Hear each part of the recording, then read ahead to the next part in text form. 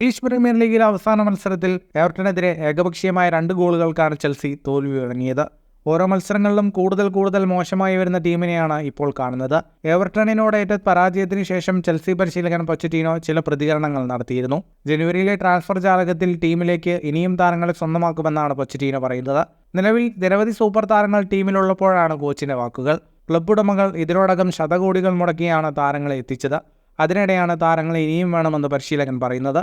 Chelsea പരിശീലകനെ നീക്കണമെന്ന മുറവിളി ശക്തമായി നിൽക്കുമ്പോഴാണ് പൊച്ചറ്റീനോയുടെ ആവശ്യം. മാത്രമല്ല, ടീമിനെ ശക്തിപ്പെടുത്താൻ തനിക്ക് ഇനിയും സമയം വേണമെന്നും പൊച്ചറ്റീനോ പറയുന്നു. പ്രീമിയർ ലീഗിൽ 16 റൗണ്ട് പൂർത്തിയായപ്പോൾ 5 ജയവും 4 സമനിലയും 7 തോൽവികളുമായി നിലവിൽ 12ാം സ്ഥാനത്താണ് ചെൽസി. ആർക്കും കൊട്ടിയിട്ട് പോകാവുന്ന ചെണ്ട എന്നൊക്കെ ട്രോളന്മാർ ഇപ്പോൾ ടീമിനെ വിളിക്കുന്നു. ഞാൻ ടീമിനൊപ്പം എത്തിയിട്ട് ഒരുപാട് സമയമായിട്ടില്ല. അല്പസമയം മാത്രമേ എനിക്ക് കിട്ടിയിട്ടുള്ളൂ. ഞങ്ങൾക്ക് പല മത്സരങ്ങളിലും ഒരുപാട് അവസരം കിട്ടിയിരുന്നു. പലതും ഗോളടിക്കാൻ പറ്റാതെ പോയതാണ് പിഴവിന് കാരണമായത്. എതിരാളിയേക്കാൾ നന്നായി കളിച്ചിട്ടും പലപ്പോഴും ആഗ്രഹിക്കുന്ന ഫലം നേടാൻ ഞങ്ങൾക്ക് സാധിച്ചിട്ടില്ല. അക്കാര്യത്തിൽ വ്യത്യാസം വരണം.